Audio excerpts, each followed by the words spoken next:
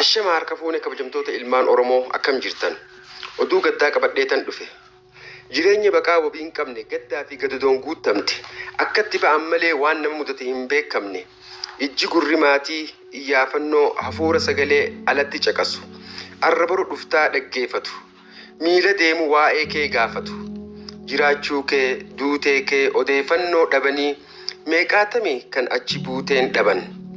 Manni haala kaa'u.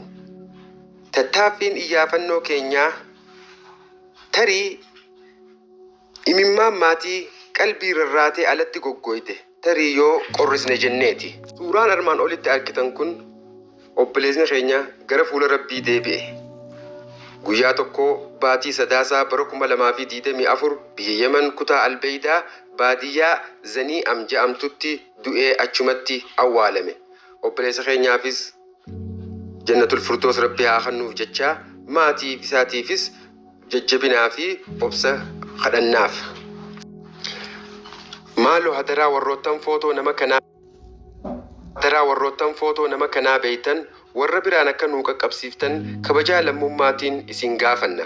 Fakkaataan akkanaa kan biroo baay'ee waan biyya Yemen keessa jiruuf jecha viidiyoo kana walii raabsaa YouTube kana subscribe godhuudhaan dirqama lammummaa akka baattan kabajaa obbolummaatiin isin gaafanna. Horaa bulaa doobana.